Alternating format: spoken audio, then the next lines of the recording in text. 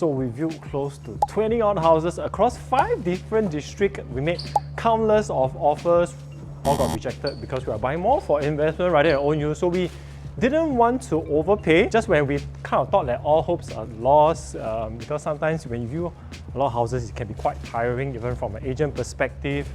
This house popped out of nowhere.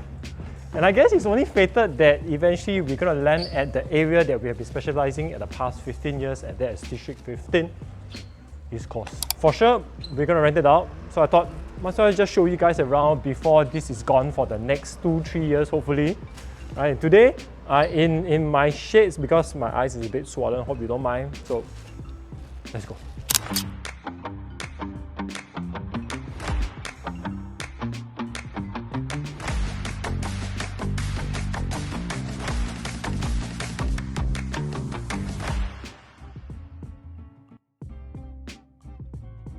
Disclaimer, whatever I share does not constitute financial advice. It is solely based on my opinion on what is right or wrong. So please do your own due diligence. If you're liking the content so far, please hit the like and subscribe button, as your simple gesture will help a lot with the YouTube algorithm. If you are interested to find out more about property related matters, please find all the social media handles I am on, or you can just directly reach out to me on WhatsApp. Separately, I have also set up a Telegram group at the start of the year so that we can have a discussion that we as agents are not allowed to do so online, which is to talk shit. So if you are interested to get into a community that talks about everything under the sun about property, please scan the QR code, or for the boomers out there, I have pasted the link in my description. We're going to close the group invitation in probably a month or 2 times, so head over and I will see you there. Now back to the video. This is a semi-D sitting on a 2,700 square feet piece of land. The build-out is approximately 4,500 square feet. Right now it's like 3 stories, or like 2.5 to be exact, since this is like located in the 2-story landed zoning. We have 5 bedrooms, all ensuite, a pool, no lift unfortunately, but we'll get to that in a short while. So I'll be walking you guys around what was previously here and what we have decided to spend money on to kind of like freshen things up a little bit. As you can see, we have a staircase here leading up to the living room. This is quite a big giveaway as to where we might be located at. A bit of context, the owner has actually stayed here for the past 14 years. The structure is approximately also about 14-15 years. They have stayed there ever since. So when we came in with the attention to freshen things up. Even though we are not buying for own use, we are always a strong believer that you have to put in some money and emotions to the house, then the property will love you. Because I really have seen a lot of different owners, even though they can be very rich, right? But they scrooge on all small little things here and there. Then the rentals is not as high as it's meant to be. So we decided, you know what, even though we are not staying, I want to spend X amount of money to make things better. So at the front here is the car porch. Car porch here can comfortably park 1.5 cars. What do you mean by 1.5 cars? You can have a big one and a small one, like maybe a Mini Cooper. But if you want to put in like 2 Xpeng or 2 Velfire, then it's possible. So this is like a 1.5 car and 1 more car outside. As you can see here, we have a very big pool.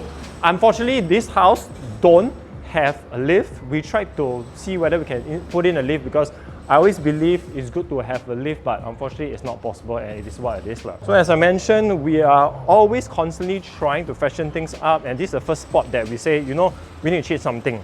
So what sits here previously is the owner's bamboo trees, which actually is a bit dated, no offense, and it sheds a lot of leaves.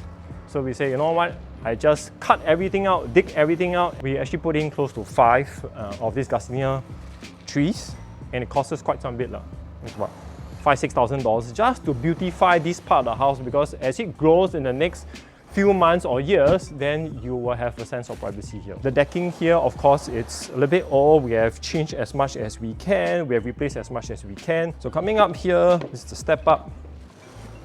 And this is the pool area, which is, we didn't do much here because this is in a very good condition.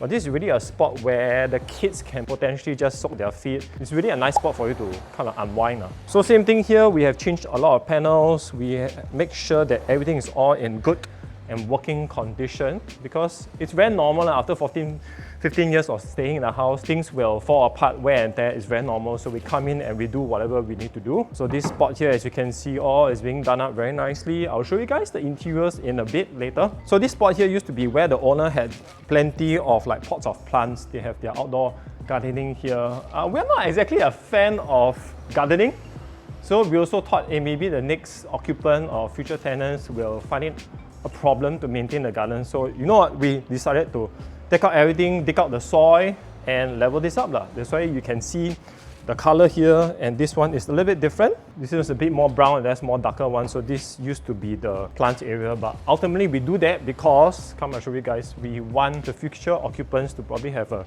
very nice outdoor dining set here, a very small comfortable one, and then close to the pool. And because this is north-south facing and it's elevated, so the wind here is quite good. And because most landed property are usually very stuffy, so the elevation thing is like, it gives you the advantage of more wind circulation.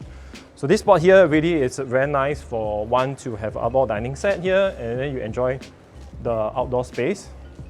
So coming to the back, so we changed all the lights here. I'll show you guys that I'm someone who is very, very particular about lights. We believe lights is the soul of the house.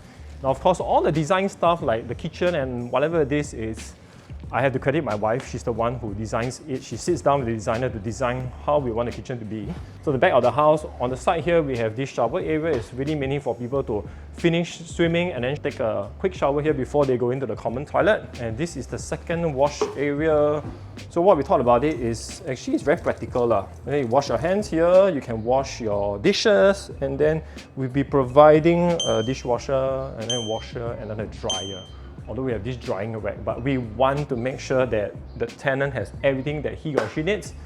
And then this spot is going to be a space whereby if the tenant feels that one fridge is not enough in the kitchen, they can install a second fridge here. Because usually landed property owners, one fridge not enough. So two fridge minimally, this is where the second fridge will be.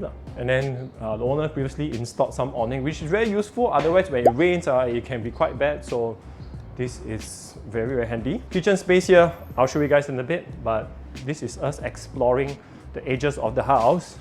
Now the land size, 2,700 square feet, I want to share with you guys, it's a little bit on the smaller end because most semi-D is like minimum 2.4, 2.5, so 2.7 is not incredibly big. Most semi-D in this neighborhood is about 3,003, 3,004.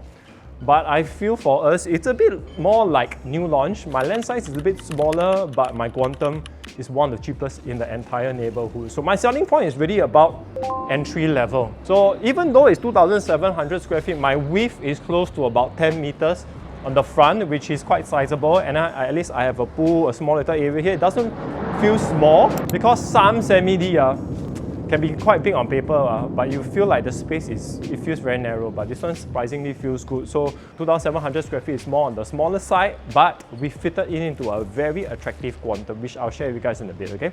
So let's check out the living room. Okay, coming to the living room, welcome. First thing we did was to change the old keypad lock.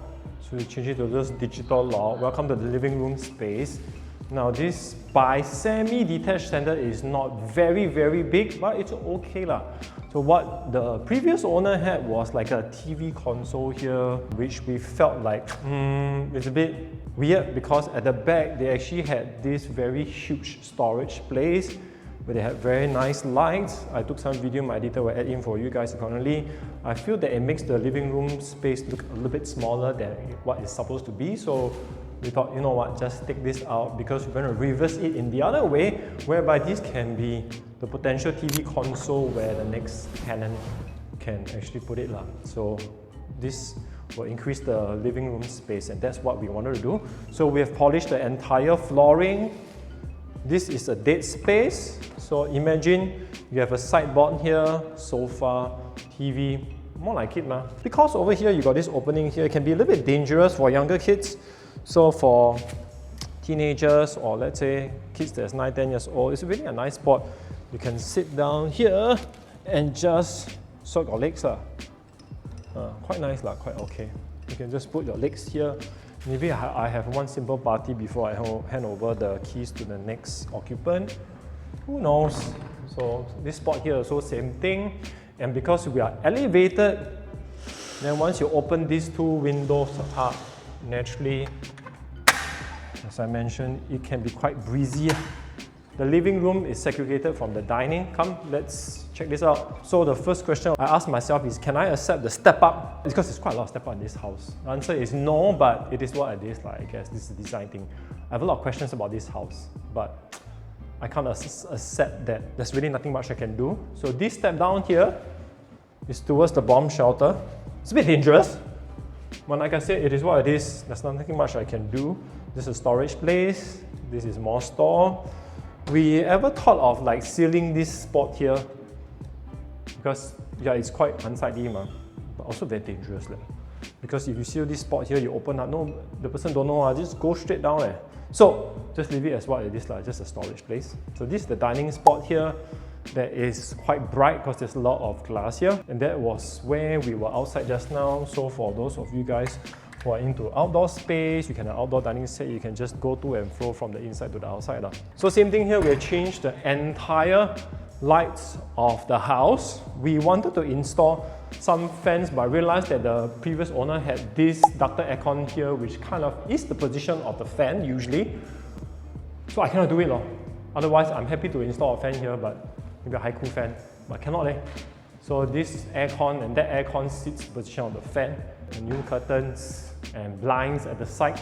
We also don't want to every single part of the house curtain. It looks very dated. And coming into the granny's room, which is what we call bedroom number 5 per se. So this is bedroom number 5, the granny's room. It's an okay size, more towards being a little bit small. I'm not a home proud owner, where even though it's a bit small, I say it's very big. It's okay.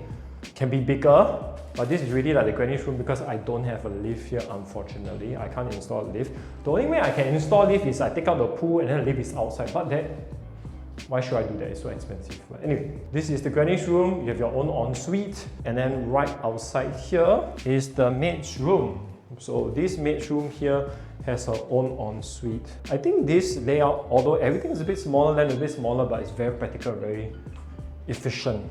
It's like a new launch. Things a bit smaller, but whatever you need, you have it here. And then the kitchen. So we have to air this up because we just installed the kitchen. Owner's previous kitchen was actually quite nice. It was just a little bit dated and like you can see certain things that's obviously wear and tear. We don't like that. We say, you know what, let's spend a bit more money on a brand new kitchen. So all this is being designed by my wife. She envisioned how it looks like. So we created this backdrop here and there, all the lights here, all brand new appliances. It's all fully fitted. This is the part that we knew we needed to change. We don't need to change, but we just want to make things look better. As I mentioned, freshen things up, add a bit more value. I think this is a spot whereby people will always look forward to. Your kitchen a bit dated, a bit small, a bit I don't know, or then most of them will find it a problem. So yeah, we changed this kitchen. This is where the fridge is supposed to be, and then your second fridge outside. So this is level 1 for you. Okay, so going up to level 2. So on the second level, we have 3 bedrooms. Let me show you the master bedroom first. All of them are ensuite. So this is the master bedroom space. Now owner previously had a lot of fixtures, so they have a small little study here, and then they had an American king size bed frame, which we felt that we're not even sure whether the next person will have that big a bed or not, so we thought might as well just take out the bed frame so that the master bedroom feels bigger also, right? So took it out, then this space here, we really rectified as much as we can on the flooring. Did 1 round of varnishing. The space is okay, it's not incredibly big, but sizable enough. So you can really have your bed here, sofa, and then this is like the TV console. This is not a wardrobe, this is the TV console.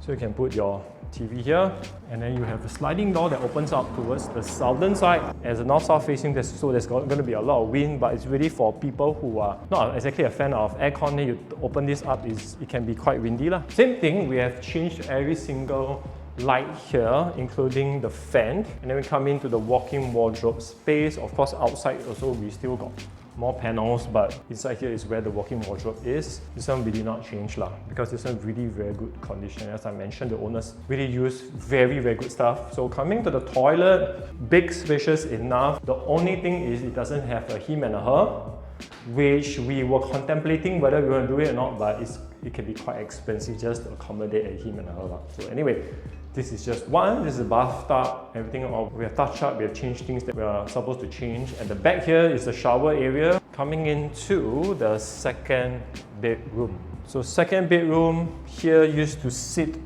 a study. So I guess the owner previously had a lot of kids because every room has like a study desk. So we took it out. Space here is okay. Like I said, again, it's not incredibly big. You can comfortably put in a queen size, king size, not an issue. Here is the toilet, all full marble. So we did the polishing, we touched up whatever we need to do. Good condition, so there's really nothing much that I need to do. But really it's about the flooring, those usual wear and tear. We changed some panels here and there, it's good to go.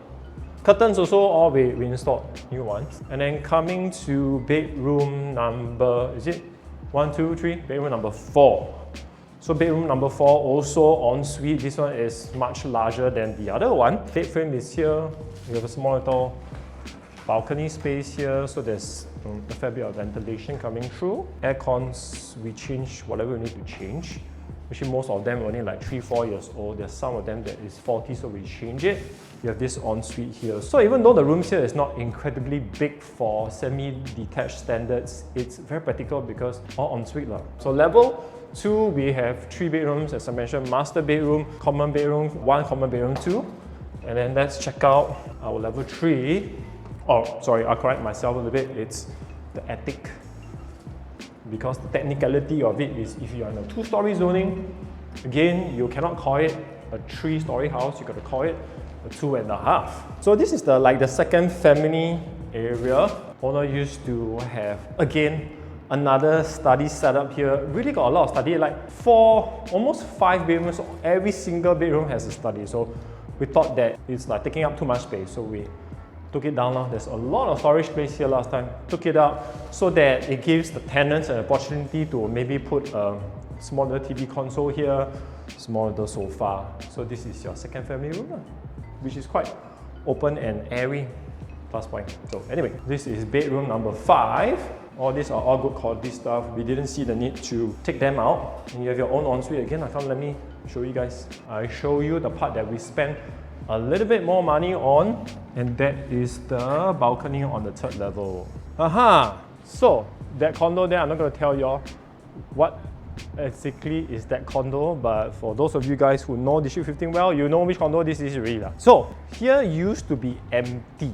So you can see the neighbors here, they got no ceiling. We also didn't have any kind of ceiling here. There's no shelter previously, and it was just tiles. So we were thinking, how can we really make this more usable? Number 1 is, the first concern that I thought of is waterproofing issue. Because if you don't have a shelter, sometimes, God knows what reason, if there's a leaf flying from somewhere and it chokes the corner there, then here might have potential bonding issue. So what we did is, before the problem even arise, we thought, okay, waterproofing issue is always the number 1 thing that we have to solve, even before it comes out. So the only area that really potentially may have an issue is this area here. So what we did is we waterproofed the entire 3rd level here of the balcony, and then with that kind of green sort of surface, and then we did this decking over to conceal it. And over here is also flushing with the second family area. So it's a natural step out to the outdoor area itself. So lights all has been changed. We did a lot of lights, and of course naturally 3rd level, although it's quite breezy, it can be hot sometimes in Singapore. So we installed a fan here, some nice lights. It's really to make the whole place look very, very conducive, especially at night or in the afternoon. So this space here, we spent quite some bit. We created this aluminium composite panel.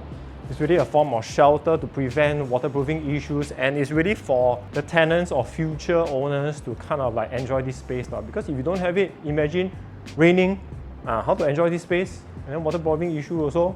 So we solved this problem, the water goes down, and then we're creating another panel on the ledge here so that water flows through nicely to the car porch area. Otherwise, my here also will have waterproofing issue. So I tell you already landed.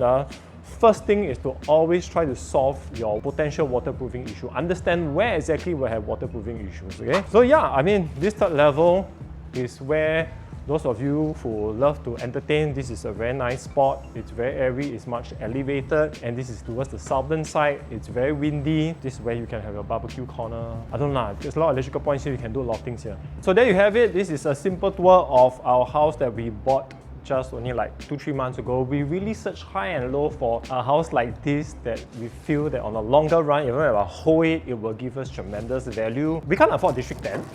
we're looking at District 19, 20, 21, 15 and 16. And of course, if I were to compare with the one I missed in District 16, I still love that a lot because that land size is like 3,600 square feet. But this one really, I feel, is a longer term hold because we are in a very sought after location in District 15.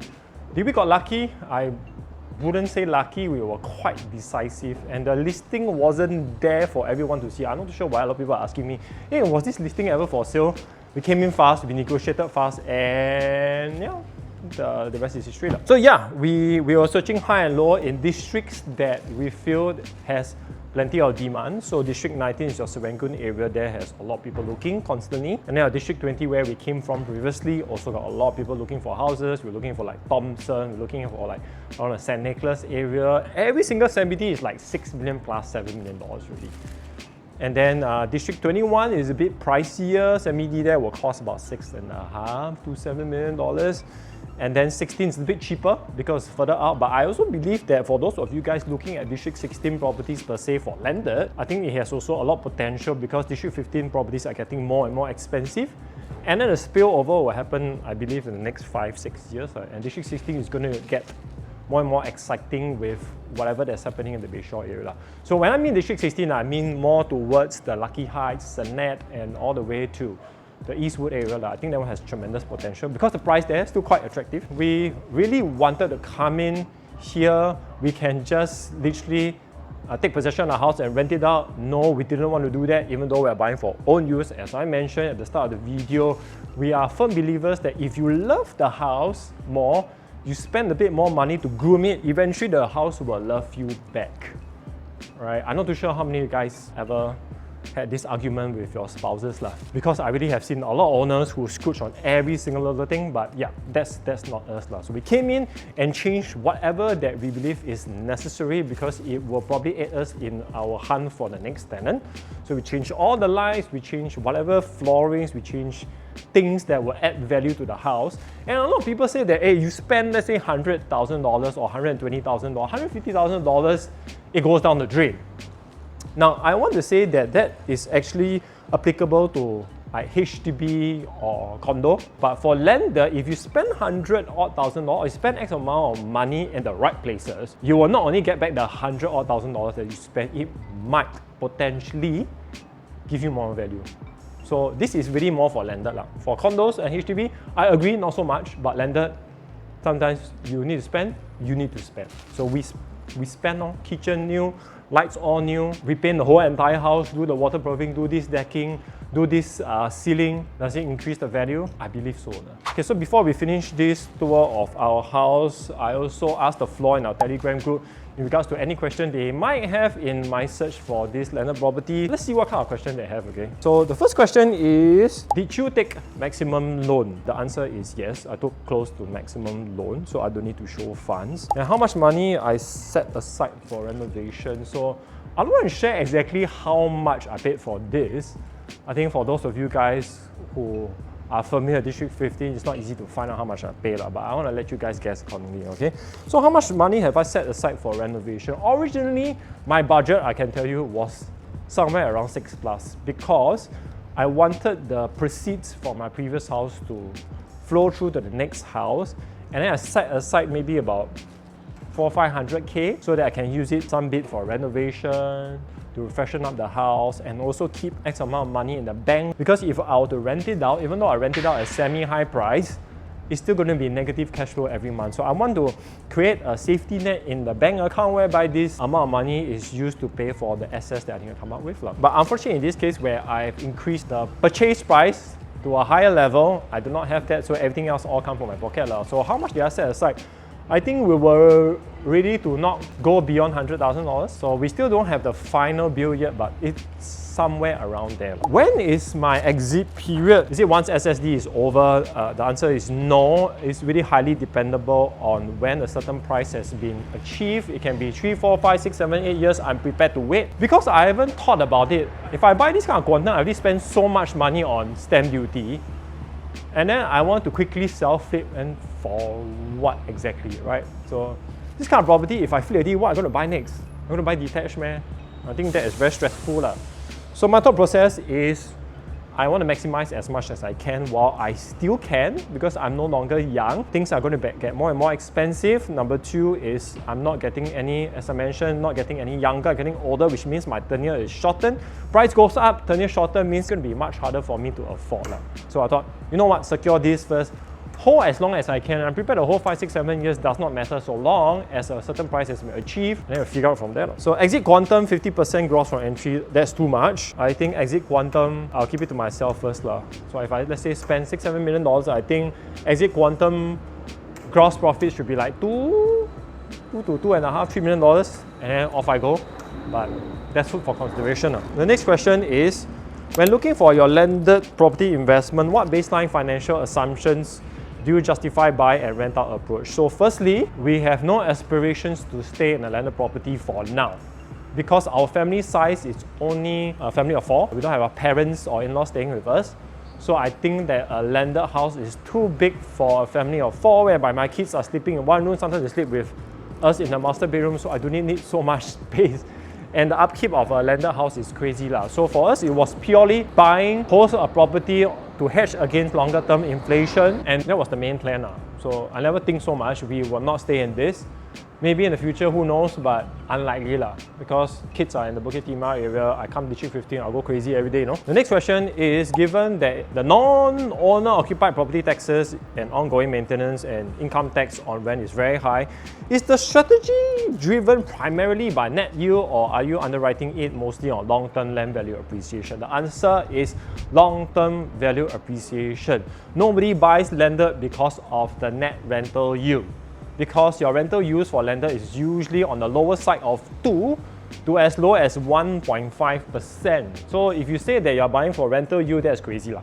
Because even in a lower interest rate environment right now, I'll just give you some math, okay? I got it at 1.3% fixed for 2 years. So even you get, let's say, a 2.2% gross yield, you take away every expenses here and there, you should be left with maybe a 0.6, 0.7% yield. How is that attractive? That's not attractive, that's a waste of time. But landed property is really more for capital appreciation, or you can call it capital preservation, depending on how you want to see it. It's really a longer term hedge against rising prices, and I believe in this area that I'm buying one of the cheaper ones, even though my land size is a bit smaller. That is where the value is. So I want to give you a simple calculation. So a lot of people say that the income tax thingy is very high on your rental. I agree and disagree. Let me share with you some examples. So if you see my rental, let's say it's $15,000, 1 year I'm taking back close to $180,000, right?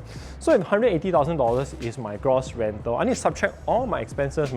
So my biggest expense in this instance is interest rate, which is say 1.3%. So 1.3% on my loan of, let's say, about 5 million, close to $6 million, that is somewhere around $70,000, and then you add in the figure of your property tax, that is approximately $16,000, $17,000, which means that your expenses, excluding your renovation and other small maintenance here, there would hit somewhere close to $100,000. Slightly below that is about $96,000. So $96,000, that is my expense. So you take $180,000 minus $96,000 is close to about $90,000. Then you take away, assuming I got no expenses on the maintenance and whatever it is, I take away 23% because of income tax. I'm left with close to about $60,000, $70,000. Again, I haven't included stamp duty, I haven't included my renovation cost, $60,000, $70,000 a year. You times 4, you are making close to about $240,000, $50,000 in the next 4 years. Is that attractive? No, it's not. But is it a negative thing?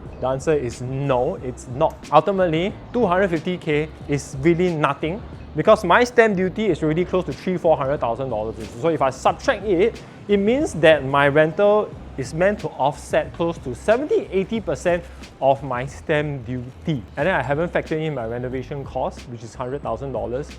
So effectively, I reduced my stamp duty by close to about 150K. So it's still expenses, but the rental is really to soften that. So is the income tax part very high? It depends on how you see it, but it doesn't make it not attractive at all. That's one very good question, by the way. The next final question, factoring baseline assumptions for capital growth, what's the holding period, and what kind of annualized return are you thinking of? I'm hoping to get about 5 to 6%. I'm hoping to yield out close to a gross return of maybe 25-30% thereabout. At the very least, before I start thinking to sell. Whether is it 4, 5 years, 6 to 7 years, it does not matter because the area that I'm buying right now is, I feel it's very sought after. So it will only go up and up, more and more expensive. So yeah, I don't think so much about this. It's really more about, if I don't buy now, in the future, is it more challenging to buy? Or should I go for it right now? Because I compare with Thomson Reserve also. But I think that if you want to invest in X amount of money into the real estate market, say $6-7 million or whatever it is, this kind of higher bracket one, no point buying condo lah, just buy landed property. Right, you can go and rent in the condo. Man. This is not applicable for everyone. I understand that not everyone wants to rent a house, but I'm just saying that once you reach a certain level of $6-7 million and above, just buy landed property. That is the best return that you can find in the real estate segment. Okay, so final question is, are there districts with landed properties that outperform or underperform the rest? As I mentioned, I was looking at 5 districts, District 19, 20, 21, 15, 16 are these. I think these districts are very, very popular. Of course, there are certain districts whereby you also make money, but I just want to look at an area that there's a lot of demand if you buy the correct house itself. So yeah, I mean, these are very, very good questions. Did I miss any question at all? Probably not, but if you guys have, you can always drop a comment below. I'm more than happy to share with you guys, but this is really us looking for a longer term asset. We are happy, as I mentioned many times, we're happy to hold 4, 5, 6 years, does not matter. And let's see where it brings us to.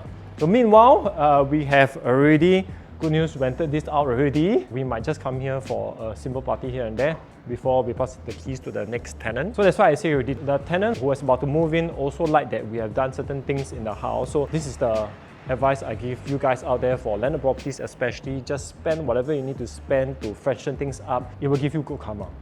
Okay, so you will not see this house for the next 2 years. I hope the tenant stays for the next 4 or 5 years. Let's see. But this is really a simple tour of our house itself. Is it the right move? Is it the wrong move? Who knows lah? Nobody knows. But I believe the price that I'm buying at, even though the land size is a little bit smaller, I think it's really more about entry level, more than anything in a neighborhood that is very, very sought after. Is it very stressful to push ourselves up to a certain price that we are not exactly comfortable? Yes and no. But if we don't do it right now, then when can we do it?